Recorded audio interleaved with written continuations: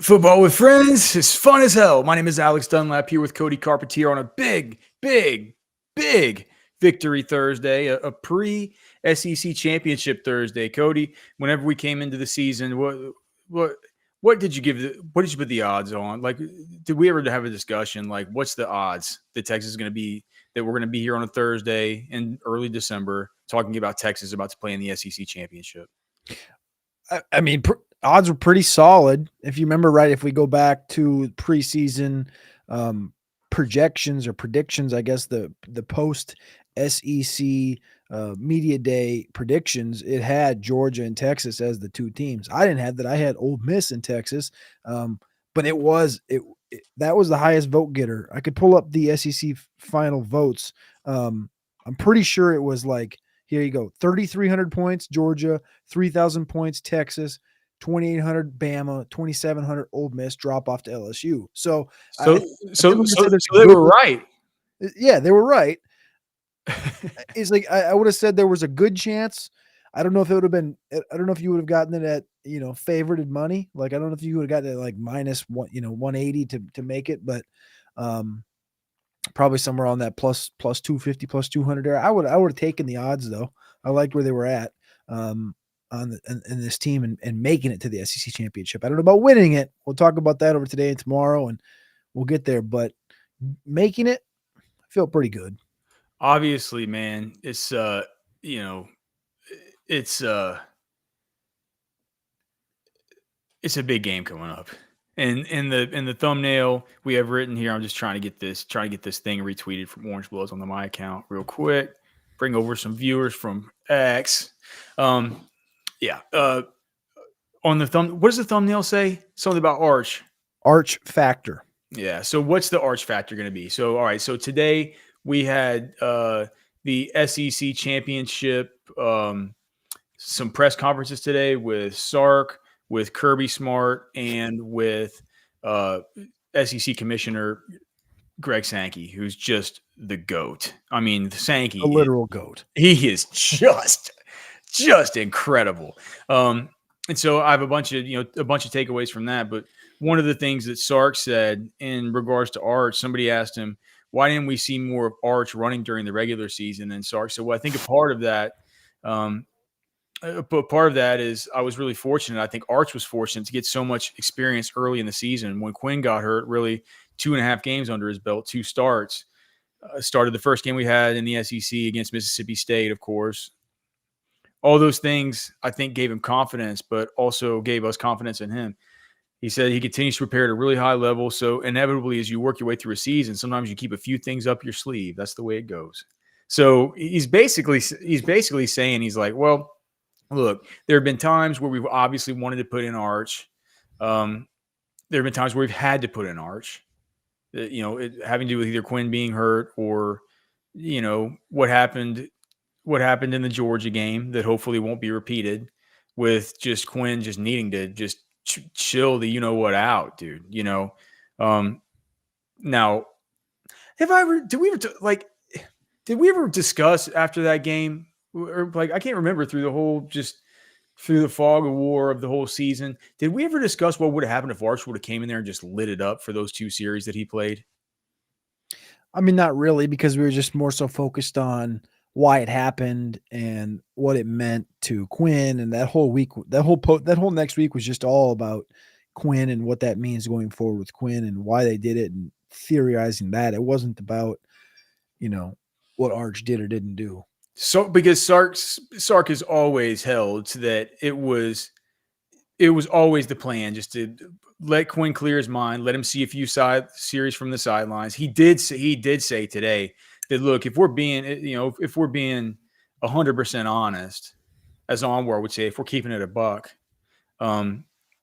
he said, but if we're being 100% honest, Quinn wasn't pleased with that whole thing.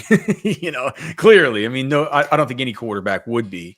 But he said it was a decision that he had to make, but the plan the whole time they were going to stay with him, but they just needed him to they needed him to get his wits about him and get a little bit of clarity there on the sidelines headed into half. I do wonder what would have happened if Arch would have came in and just lit things up. You know what I mean? It's like you can go back and maybe write a different story for how this season pans out, or at least how it pans out for Quinn and Arch. Regardless,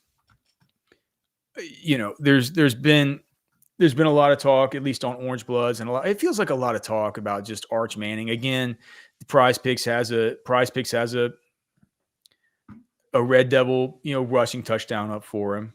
Last week we all kind of laughed about that. We're like, "What's that?" And then that thing goes and hits. If you took the more on the Prize Picks, or you live in a state where sports betting's legal, and you could have taken that player prop.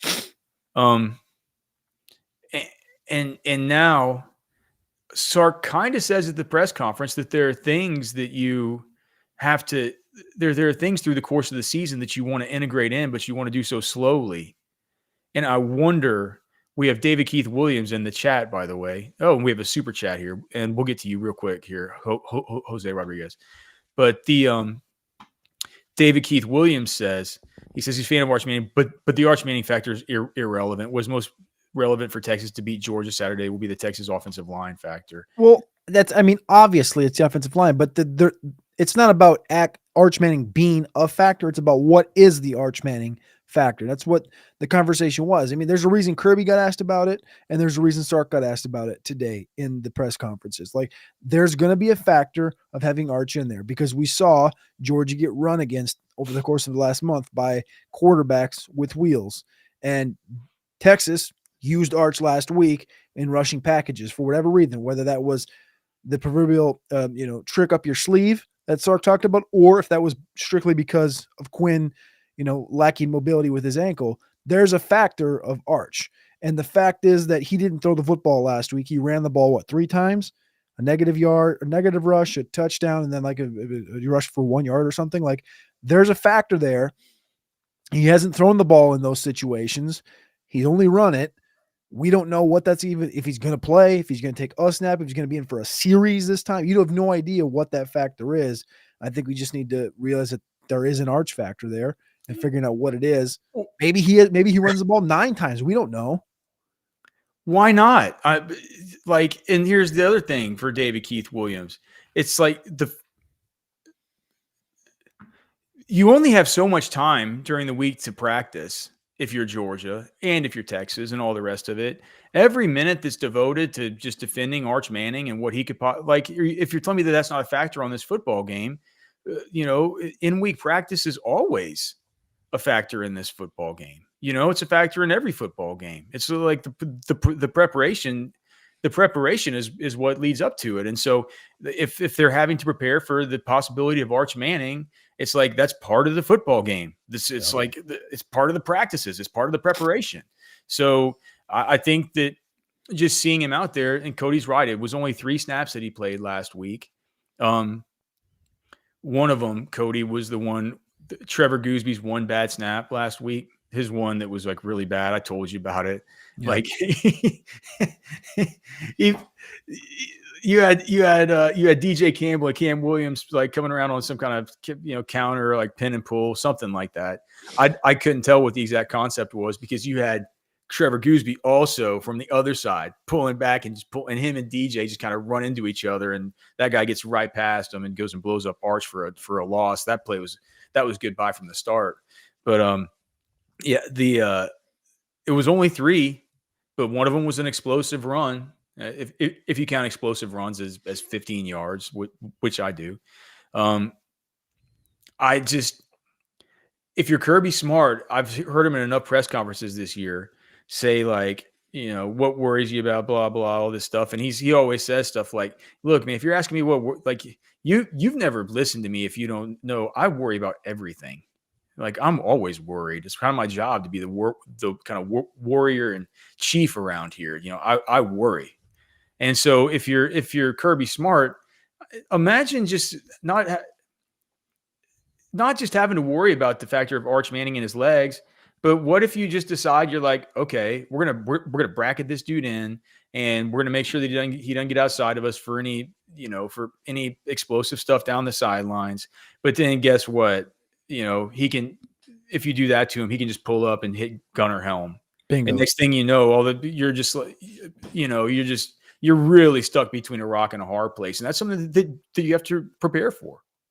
You know, so or completely, shoot the ball downfield. Like Arch could. I mean, that's the other thing you have to take into account. We've talked about this year. What Quinn's really good near the line of scrimmage, behind the line of scrimmage, within the first 5 yards. His QBR is up there in the top 10 in the country. But in the inverse, Arch's QBR is in the top 10 in the country in deep shots, 20 plus yards downfield. And when you have that, proverbial run and shoot perspective from Arch, where you have to worry about him on his wheels because Georgia's been, giving up rushing yards to quarterbacks. He could also, do something like that flea flicker a couple weeks ago, right? That or not against Georgia, not a couple weeks ago, a month ago against Georgia, right? That double reverse flea flicker.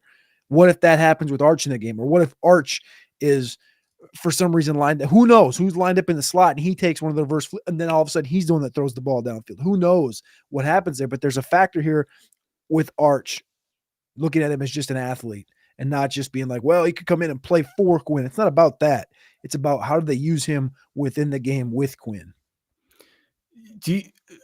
We have a super chat here, so we got to get to this. Good evening, gents. Start one, sit one, drop one. Six Flags, Schlitterbahn, SeaWorld. Time of year doesn't matter. Okay, so Cody probably doesn't know what Schlitterbahn is.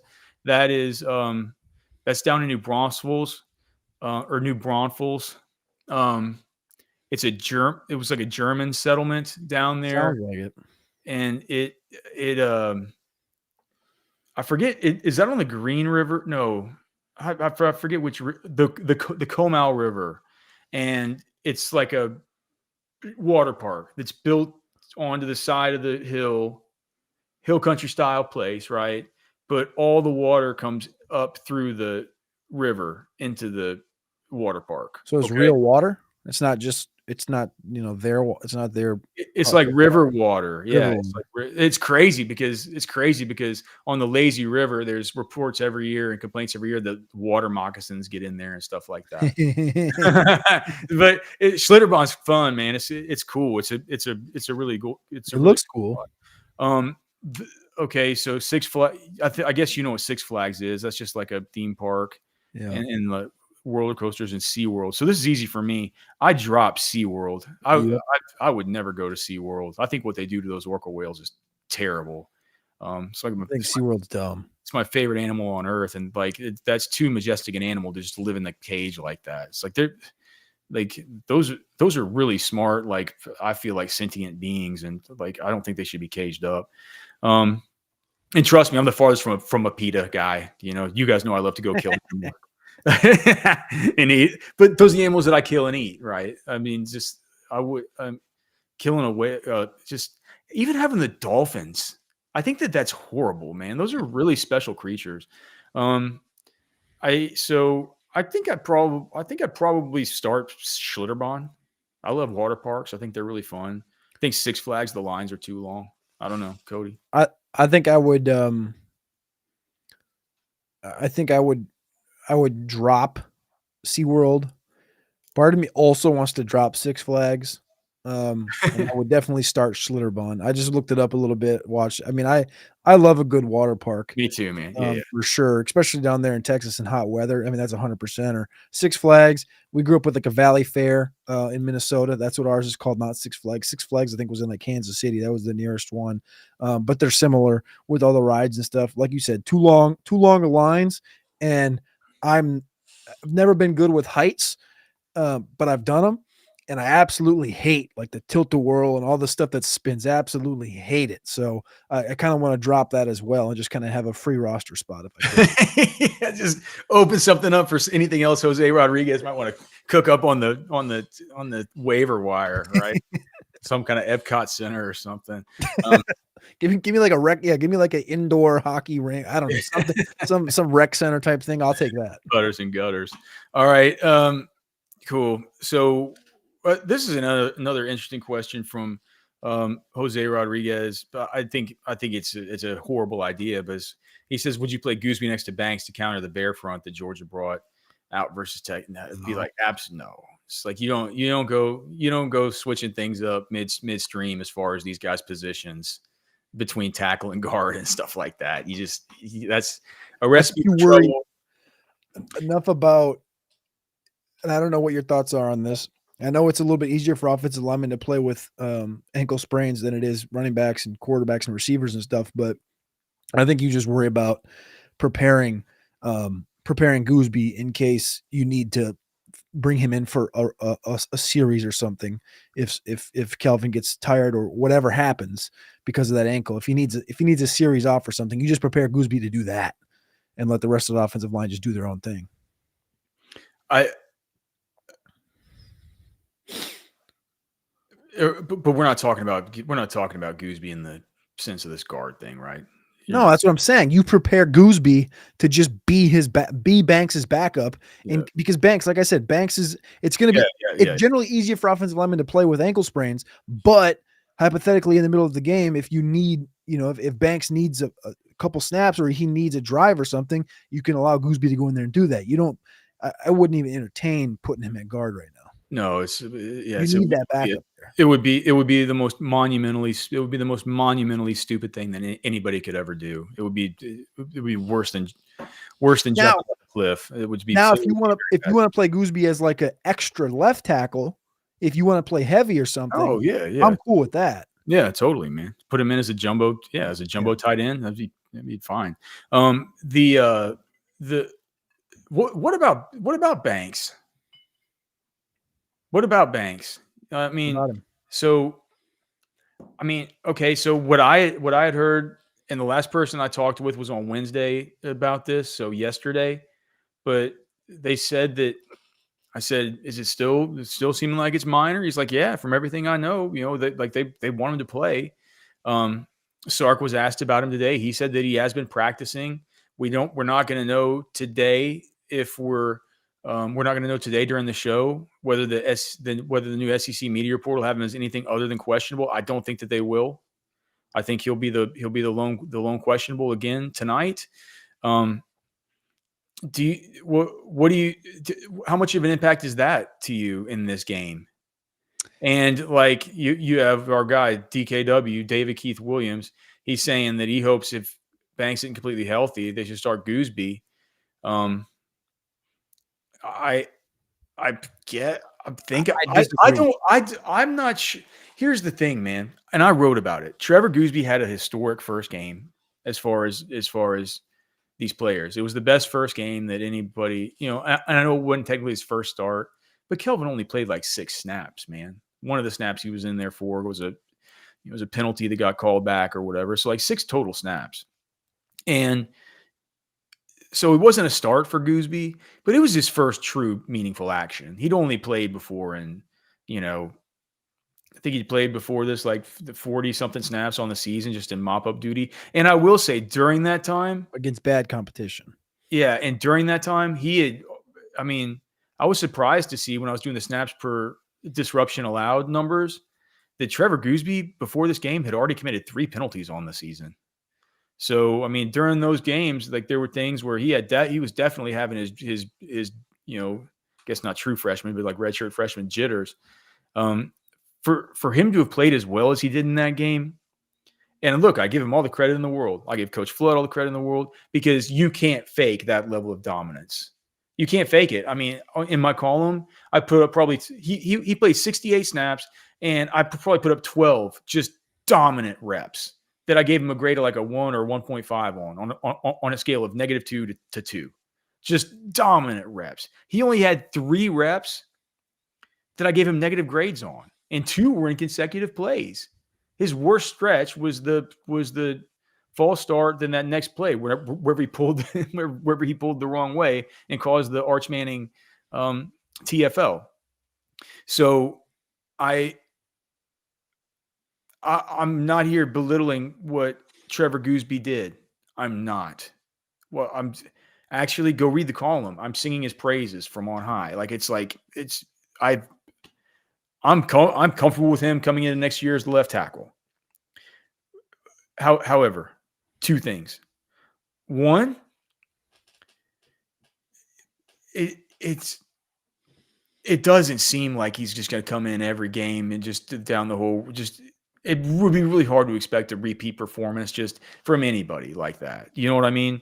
It kind of feels like lightning in a bottle, thrown into the fire. Really showed up for it and ran hot like this sun. Like he was sun running through that game. It was something like you've never seen. And then the other thing is, I just really think with this Georgia front, I just think about how they kind of isolated Cam Williams and DJ Campbell and stuff like that in that first game, and about how they cooked up ways to get those guys in one-on-one spots where the communication got messed up and all kinds of other stuff. It wasn't like what Texas A&M had in store. They didn't have a game plan in store to kind of pick on a new guy. And I do think that Georgia would in that case. And, I think it'd be easier to, despite the fact that he looked good, I think it would be easier to expose him in this spot. And there's something that I want to talk about, Cody. I know that you had something, but Sark keeps talking about how they fixed the outside zone game and about how now that they're in rhythm with that, everything can be built off of that. And that to me is I wonder if the Georgia staff is kind of thinking about that and thinking about the way just thinking about the outside zone and saying like, all right, if Sark is basically told us, I mean, he's talked. This is the second time this week that he's talked about this at length, Cody. And just listen to whenever you say, he says, well, I think the one thing for the run game, so much of what we do comes off of the outside zone scheme. As I touched on about a month ago, we were just off. Our landmarks weren't great. The O-line and the running back, our timing was off. Our run timing was off when the blocks were being made. Where the runner was making his cut. We were getting some holding penalties. If we could get that rectified, the other runs that come off that, we would benefit from that. I think that's been the case. I think that with that, you start gaining confidence. There's nothing like confidence in anything that you're doing. I think our guys have a lot of confidence in their ability to run the ball, block the run, what that does for us as an offensive football team. So he went on also to say that that somebody asked him later on, he said, well, all right, so given the fact that you like to have such diversity in your running game, which he does, they run a lot of power, counter, man, gap, stuff like that, right? Inside zone, outside zone. And he said, this was from Westcott Eberts. And he said, it's interesting to hear you talk about outside zone being so important this year. Why do you think that's become such a staple? And Sark says, it's been a staple for us every year. That's the premise of where we begin our run game. I think for a lot of people, outside zone is a little further down the list. It's a very intricate run. It sounds easy. Everybody run to the right or left. The running back just go, kind of ride the wave. But it's a little bit more intricate than that for us. There's a lot of communication that has to take place. There's a lot of fundamentals and techniques that are needed. There's a lot of timing that's needed on those runs. But the rest of our runs that we have kind of come off of that. The play action pass game starts to come off of that. We always start there, then we build from there.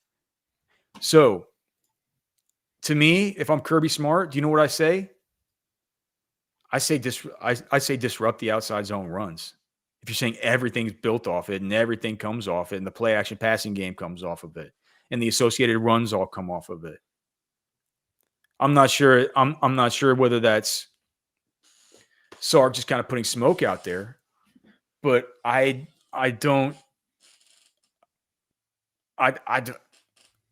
mean, why would they not just have their three techniques, just shooting gaps and then having the backside defenders just fall back and stay home to defend cutback lanes? Do you think it's easier said than done? Just kind of in the exact direction Sark just said. Like everyone just thinks the idea of just going out there running zone is easy, but it's not. And like that, he in the next paragraph in that same answer, he said, "This year just happened to be one of those years where it took us a little bit longer to get it right, and I feel like we're hitting our stride right now." Like that's, and when I just went back and watched the first half over the course of the last hour, and they weren't able to establish anything really in the run game. There was like 5 or 6 runs with Wisner that were between the left center and the left guard, and they were just him trying to be like patient, and he was very tentative, and there was nothing to it. There was nothing really to the run, and he got hammered. I think 4 of the 6 times, or 5 of the 6 times, he had one gain of like 6 yards. There was no real running game in the first half against Georgia outside of one. I think motion carry that he took all the way to outside by himself. It wasn't a zone run though. I think that's key though. Like they said, they couldn't establish it, and now you've obviously seen the last 2 weeks it's been pretty maniacal, and they haven't even really used a ton of Blue or Gibson. It's just purely Wisner. I hope Wisner's not too tired after the last couple of weeks, like he was sitting on that bike last weekend. But He look, that sucker looked tired, man. yeah, He was like eyes closed. Like I was like, man, that looks like me, like sitting on the couch trying to keep my eyes open at like 12:30 in the morning, trying to watch these Pac-12 games. Like, come on, I can do it. I can do it. But yeah. anyway, he was grinding through it. Yeah, I think this is going to look different. This game in totality. And I guess the one point I wanted to take on the offensive line side of things is, and I know our guy David Keith Williams in the chat just keeps talking about Gooseby playing over Banks, keeping Banks healthy for the run. I think the thing you have to remember is this is a massive game.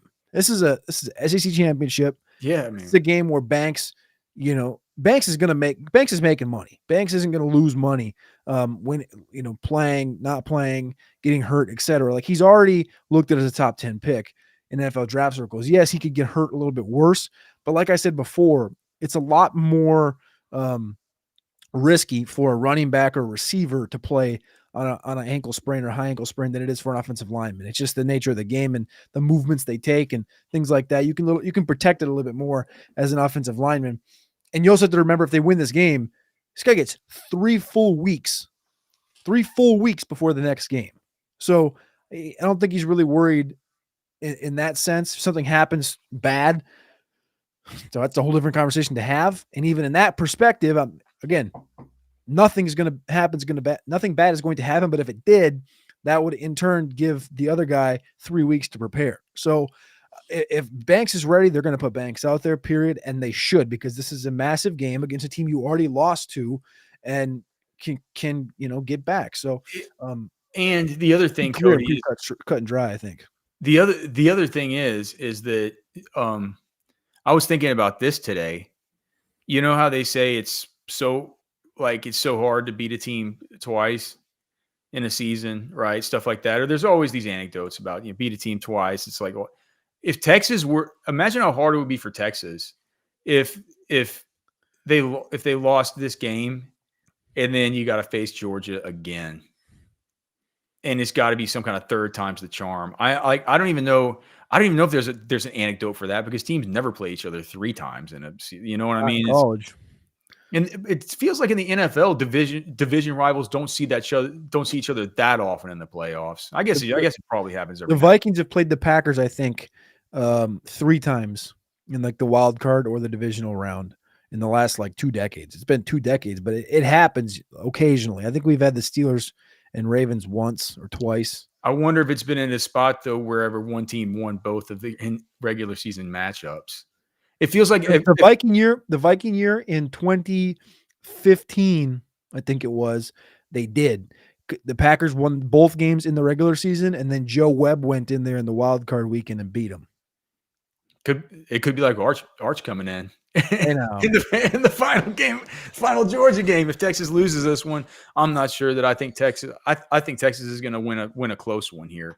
But yeah. So people are talking in the chat about the easier path, whether it's foolish or not to say that if you lose, it's easier. Look, I think theoretically it is. It's easier if you lose. Of course, theoretically, if you lose, you're going to get probably the 6th spot, and it's likely an easier path. But the thought of playing 4 games instead of 3 obviously has its drawbacks.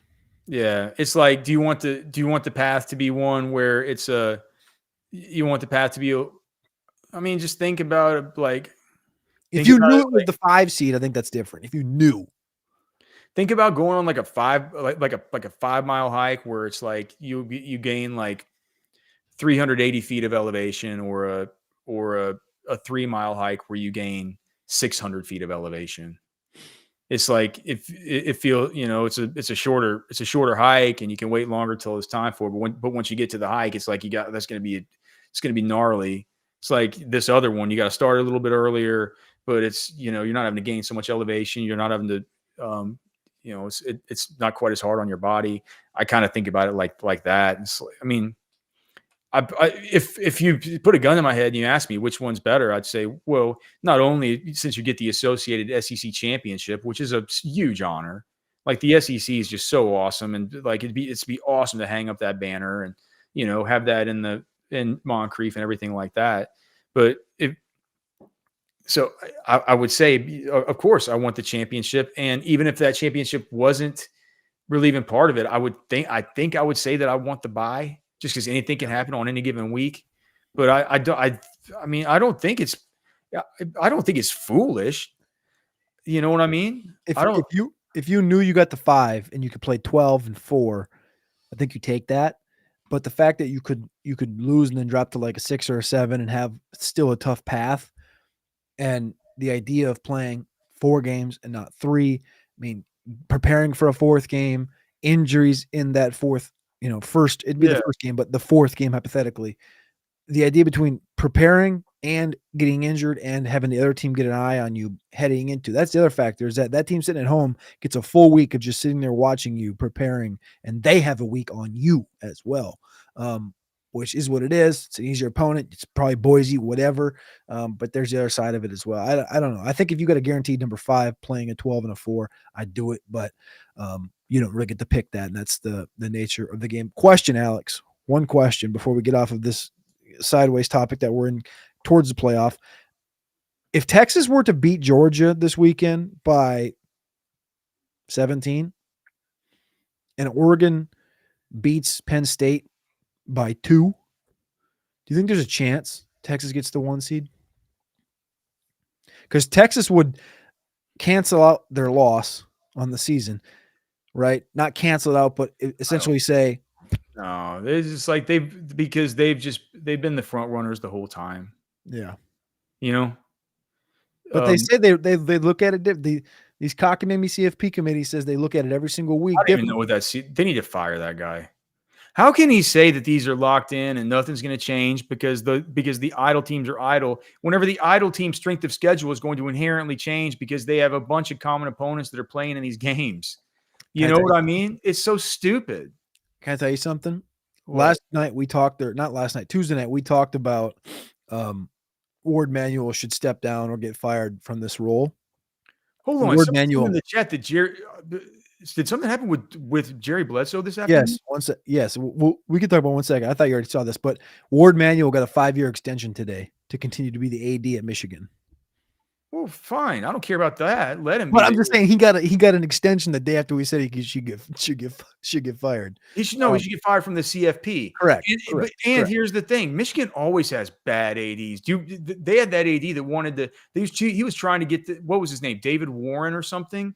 Wasn't he? He was also in the CFP committee. Wasn't he trying to get he was putting pressure on the Big 12 and the SEC to shut down football over COVID? I mean, can you believe this guy? And I think the Big 10 didn't they? Yeah, because Kevin Warren? Think so. Kevin Warren. He was putting pressure on Sankey and on Bowlesby, telling him, you guys got to do it. Like the Big Ten's going to do it. It was like, you got to take away football too. It's just like, oh, gosh, man. Michigan they've had a long line of these terrible, gosh, these tyrants are going to get me having to toss money in the swear jar. My goodness. Bledsoe. Yes, he got in the portal about an hour ago. Okay, so I was out on that stupid hike I was just talking about. And Lost Architect just asked, which one is the 3-mile hike? So just for reference, what I'm saying is the 3-mile hike, it's a shorter distance, right? And you could take longer to get to it. That's like that's getting the bye week. But you're going to have to go up to like 700 elevation. You're going to have to gain 700 elevation, whereas the other one's like a 5-mile hike, but you're only having to gain like 380 elevation, just because it's an easier path. It's not as hard, not as much, cliff faces to have to kind of walk up and navigate and all that. You're not going to play like you're not going to cross a Tennessee or, an Alabama or something like that until the championship round. So you're going to play like an Arizona State or an Iowa State, then you're going to play Boise. I don't know. This to me it seems I don't know. It's I just don't think it's as simple. I think I still take the bye. I don't think it's an idiotic thing to at least have the conversation. And I'm not saying I think that the reason I keep on harping on this, and I think the reason why I find the topic interesting is because I'm like Sankey, and we'll talk about Sankey here in a second. Maybe we should just talk about Sankey. GOAT. Yeah, but he I don't think he's a fan of how this thing's going either with the CFP. You think? You think just a little bit? It's there's going to be things about this that need to be reformed, and so my talking about these things and what I see wrong so far, and clearly, as Sankey says, we can't give a policy prescription on what we can do to fix this until we see how it actually happens. Maybe it plays out and everything the committee did was right or whatever. You know, we have to let it play out. But this whole thing about, you know, they're consistently not going by the things that they've said that they're going to go by, and they're consistently doing the things that they've said that they're explicitly said that they're not going to do, and they've already gone back on some of the core tenets of what they've said that they were going to use to justify their decisions. And now, as we're seeing things play out, it's a giant like these automatic buys, then these 1 through 4 seeds to teams that are just you have Iowa State or something as got Iowa State has a chance to get like a bye or something. There's a world where that could happen. So, or maybe there's not a world where. Is there a world where they could? There's a world where that could happen. Oh, a world where UNLV wins. Yes. Yeah. It's just wild, dude. Anyway, yeah, we can talk about Sankey. I kind of want to talk about Darren over at Texas Beef Traders. I went and saw Darren today at Texas Beef Traders. We got good news. Beef jerky, it's ready to go. It's at the it's going to be at the shop within the next like a day or two. So we're going to start flashing up the thing to sell beef jerky again. Thank you guys so much for selling out the last batch. They're getting the new one in, the Cowboy blend and the jalapeno garlic. But I went in there today just to pick up some beef, and it was the kind of day there where I was just talking with Darren a little bit. He's like, "Hey man, I want you to try this thing." I go, "What is it?" He goes, "They're called beef back ribs." I go, "What are they?" And I'm like a beef rib? He's like, "No, check this out." And he brought them out, and he's like, "Give these a try." And they look like baby back ribs. But they're like bigger, like a big. They're like like a pig is smaller than a cow, right? But a pig is smaller than a cow. So not like a big dino ribs, but they look like baby backs, kind of, but just slightly bigger. And he's like, it's like a mix of beef and baby back ribs. And I go, "Are you kidding me? How have I never heard of this?" And he's like, "No one will ever sell them to you. Like the butchers take these home. They cut the ribeye off the bottom of this thing. And then the ribs that are on the ribeye part, they just take those and it looks like a baby back ribs." And he's like, "Take them home, try them, talk about them on the show." And that's the kind of thing you get when you go around there. It's like nose to tail, man. They have every cut that there is, dude. It comes right there from in Mason, Texas. Texas Beef Traders is located right off of Loman's Crossing there in Lakeway. You get 10% off when you tell them that you heard about them here on Football with Friends. Wagyu beef, Piedmontese, MTX Angus beef, my favorite, just ranch direct, so delicious. My favorite beef jerky. Well, we only have 2 that we sell, but my favorite is the jalapeno garlic. It's not spicy. My son thinks that the Cowboy blend is spicier just because it has the black pepper on there. Yeah, the pepper's a little bit. I mean, speaking of someone that is a sweet tooth, the pepper is a little bit. It'll catch you a little bit. Yeah, the jalapeno garlic, I like it a little bit better. Um, Lost Ark Texas is as good as Axis is as good as that Axis venison. Alex, well, I mean, you're asking me to choose between the two red meats that I love the most, man. Come on, dude. That's like Sophie's choice. You gonna ask me about my kids next? Golly. Um. Okay. So Bledsoe or Sankey. What are we going to talk about? Sankey. What was your favorite part of what Sankey said? Um. Let me remind myself of some of the stuff he talked about. Um. I think my favorite thing was him saying like he thinks eight SEC teams should be in there. Yes. Somebody asked him about it, and he said, "Well, you see, I got this SEC pin. You may have noticed. If I had it my way, I'd have the conference champion and 7 at larges." Yeah. And I was just like, "Yes, Like yes, Sankey's that's the the right goat, answer." dude. He's the goat. But then I'm kind of like he was obviously kind of trolling, right? But Yeah, but he's not wrong. That's the thing. but here's the thing: he went through and he actually kind of gave the reasoning as to why, and he says it wouldn't exact if we had 8 in there, it wouldn't be like anything that much different from the basketball tournament or from going up to Omaha for baseball or what we've done in the women's tournament or all the rest of it. He's like, this is the SEC. So he just said that. I mean, he's The fact that the SEC and the I'm Mountain trying to WAC find are it. Yeah. essentially weighted the same is dumb. Well, that's what I mean. We all understand that. And I'm not sure that the rest of the man. I can't tell because I look at that and I know it's true. And The bracket's easier. We're begging for this thing to get tougher. That's the wild thing. We're begging for them to put South Carolina in, to put Ole Miss in, to make it tougher because we want to yeah, see better football games well, and I also just want what's fair and and what's right. what's right, and that's what's right, and you don't have to.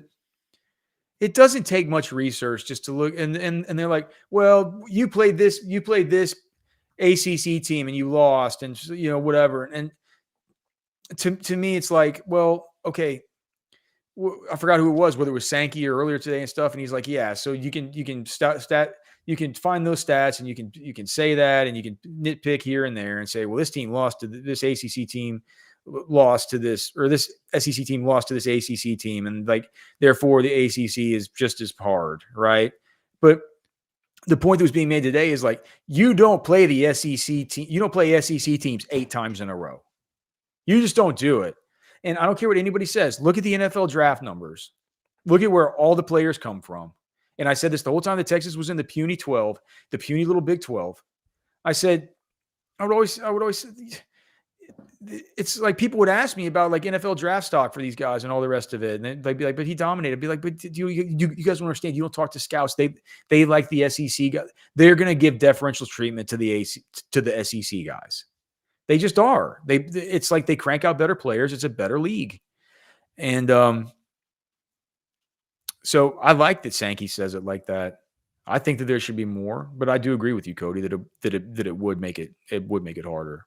Alex, among 28 current 5-stars at rivals.com, how many do you think went to non-SEC and Big Ten schools? 28 5-stars.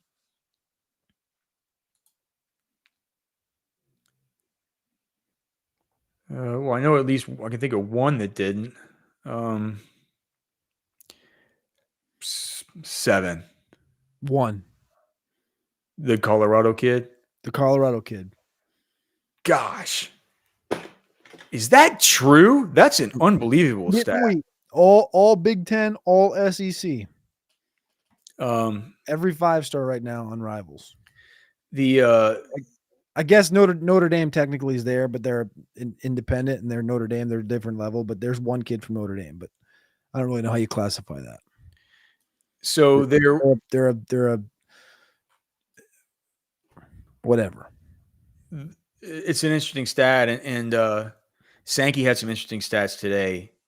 whenever he talked about so view on the viewership stats. Mm-hmm. Um,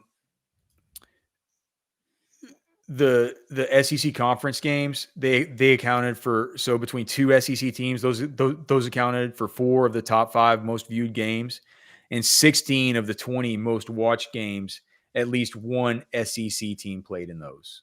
So SEC dominating as far as not only just on field play and NFL draft and all the rest, but general interest from fans and engagement there with the fans.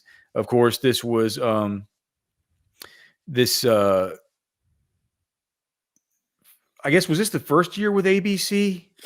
Yes. So after they've been with CBS for the longest time, thank goodness we got it in here with ABC and ESPN, with how much more that they show the end zone views than CBS and Fox do. But it's, I mean, I don't understand exactly what this means, but he just said basically that was on ABC, where they will have experienced over 40 over-the-air broadcast windows. They said in the past, so last year when we were operating that same model, we would have only had 15 games on over-the-air TV, which I don't understand exactly what that means. Even though I kind of work in sports media, I guess I should. But it's like they're getting almost 3x more over-the-air TV games.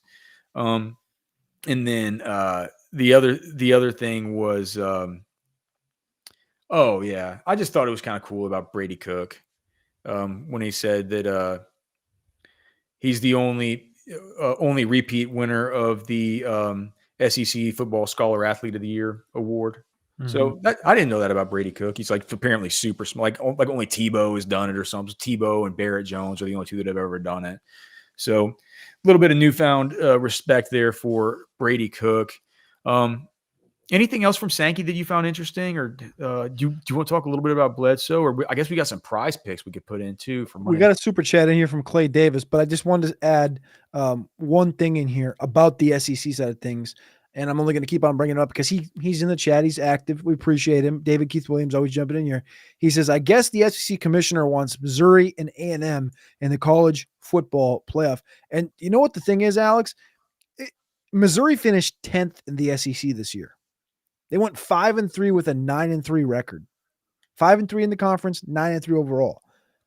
There were 6 teams tied at 5-3 within the SEC. 9-3, 9-3, 8-4, 8-4, 9-3, 9-3. Bama, South Carolina, A&M, LSU, and Missouri. And Missouri's losses came at the hands of A&M, who's the other team in this situation, Bama, who's currently projected to be in, and South Carolina, who we think should be in. They've gone through gauntlets. They've beaten teams that they should beat. They've beaten, at the one time a ranked busting. Like Missouri, as maybe middling as we think they are, we've said they're overrated all year. They've beaten the team they're supposed to beat. They beat Oklahoma. They beat Mississippi. They beat Arkansas. They beat Auburn. Weapons 3 games that a lot of these teams haven't beaten, right? Yeah, a lot of teams have struggled with those teams. And Missouri won those games. Missouri, you dropped them in the Big 12. This is the point. You drop Missouri in the Big 12 or the ACC. That's the conversation. They're like in the 6th seed, and they're the like 7-point favorite to win the Big 12 championship. Yeah, it's not really about them saying like, oh, our guys need to be in because they're in the SEC because of the. It's saying like the level of play is just different. They're playing. Their 3 losses came against 3 ranked teams, 3 good teams. Yes, they got dusted by Bama and dusted by A&M, but that Missouri team is still good. People don't understand. They like all they see is just Sark going out there and keep winning, and they just like, and they're like, how can it be that much harder whenever Texas comes in its first year, and outside of the meltdown versus Georgia, runs the table, just 1 loss, in an ideal world. Yeah. Uh-oh. But the fact of the matter is, if you really watch this closely and you follow it closely, and you're like Cody and me, where you just listen to every media call, you watch all these games, or watch as many as you can. I have work on Saturday, so I can't watch them all, but I try to watch all. Obviously, this is my job, right? You just really, it just doesn't take. I always knew it. I always knew that the SEC was better. I'm an NFL draft analyst. I've always known that the SEC has better players. Um, Byron has been begging for Texas to go to the SEC since we like 10 years before we even started roster watch. Um, so I've always known it, but I don't think that I ever really just totally grasp the scale. Just the even just the I even though I knew it, I just still didn't even know until this year. It's just it's different. It's just different, man. It just really is. It's just so much different than playing in the Big 12 or most certainly the Mountain West or so. Like, Ugh. I mean, Dude, it's just how the amount of teams in the SEC that would go undefeated in the Mountain West, maybe not with Boise's schedule because Boise did have Oregon on there, and that's their one loss. But if you give them, a Mountain West schedule, they go undefeated in the Mountain West 100%. How many teams in the SEC? Literally all the way down to Florida goes undefeated, I think, in the Mountain West. Arkansas gets close. Vandy. I mean, it ain't just about, the top 6 teams. This thing's deep. It ain't no joke. And I think that's the big problem with this whole college football playoff thing is it just, there's no way to really there's no way to really account. there's no curve. There's no way to account for it. And so it's like, Yeah. we'll see what happens. I mean, he's talked about it, and like they're obviously going to look at this. He said the one big thing is just reseeding. That's a big one. That could be big. Yeah, I think it could be big too. So we'll have to see how it goes. Cody, we definitely need to go to the league meetings in Destin this year, though. We gotta go, dude. We'll do the shows live from there. I was just emailing with Chuck Dunlap today, so maybe I can get buddy enough with that guy to where he'll allow some dirtballs like us in there to do our broadcasts. All right. Was there a super chat you said? There was a super chat, and then I do have one recruiting question before we get out. The super chat was from Clay Davis, $5. We appreciate you, Clay. Sorry, I took a minute. We appreciate you for jumping in. He says, hate to say it, but Quinn is all but a liability. Was Quinn better last year than this year? We have to go with Arch at some point in the playoffs, right? We have not seen Quinn operate last year like he operate this year like he did at the height of his powers last year. That's for sure. We've not seen the Oklahoma State game. What was the closest? Florida? Michigan. I think Michigan Quinn was the best Quinn we've seen all year, I think. Yeah, I think that's fine. For a full game. Yeah, I think that's fine. And that was nothing like Oklahoma State, Big 12. No, yeah. We've seen quarters that. Yeah, he's kind of yet to put together the true complete game because he had one tough quarter versus Michigan. Was a third.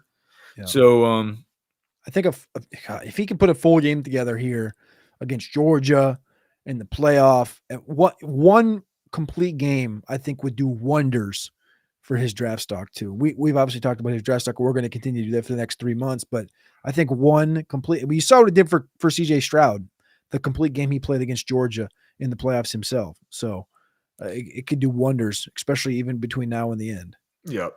And then as far as going with Arch at some point, I don't think that they have to go with Arch at some point. I do think, as the show title says, there will be an Arch factor. Even if David Keith Williams doesn't think so, there already is an Arch factor because they're having to prepare as if he might play.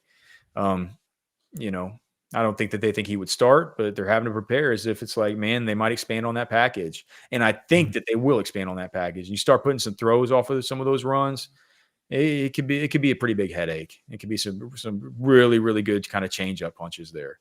So that's how I see that. Do you want to talk about any of your favorite prize picks, Cody? I've already put in a ton from all the picks from the simulation model.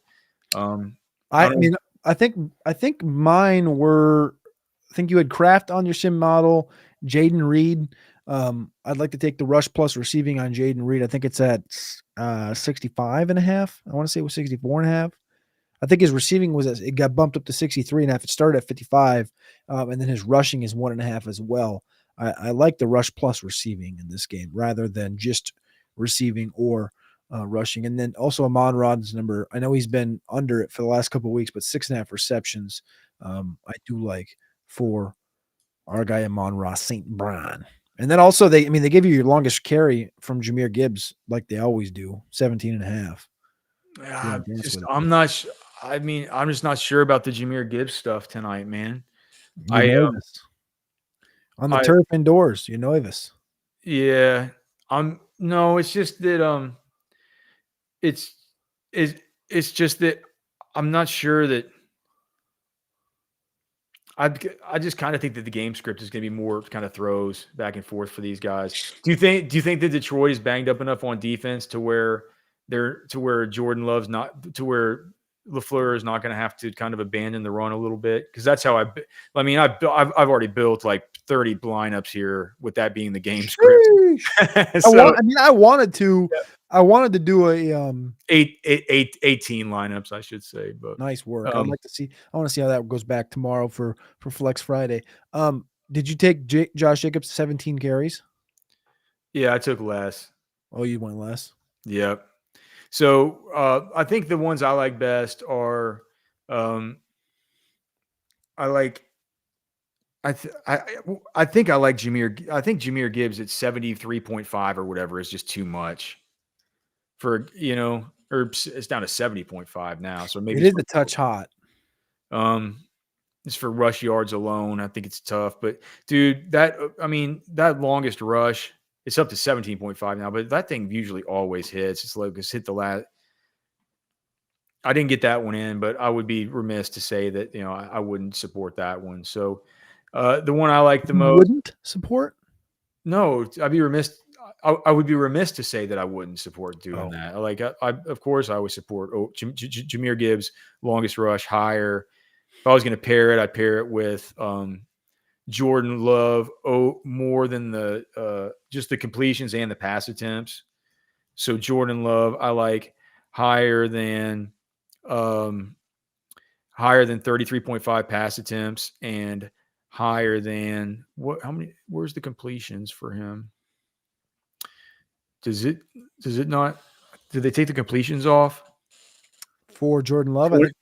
Higher than 21 completions, and then for Goff, it was, I believe, the completions. Goff, let's see, the completions were sitting at 20. Okay, so it was at 22 earlier. Now it's at 22.5.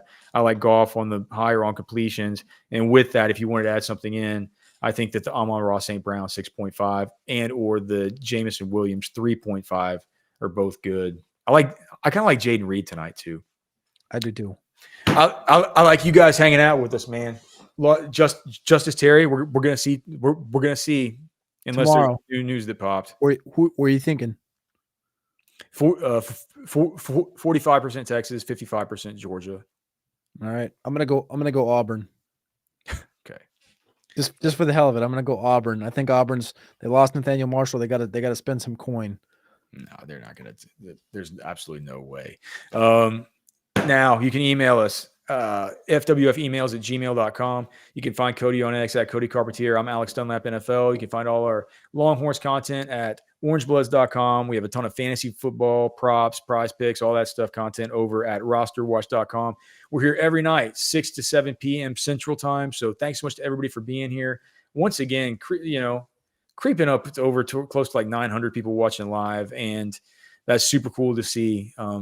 So many more people watch the next day, but having everybody here live on the chat is what makes the show really, really awesome, man. So thank you guys so much for being here and for continuing to support the show. It means a ton. It means a ton to us. If you could like the show, subscribe to the channel, that would be super helpful. And also, if you could just like tell a friend, or even if you don't tell a friend, just come back and watch the show, man.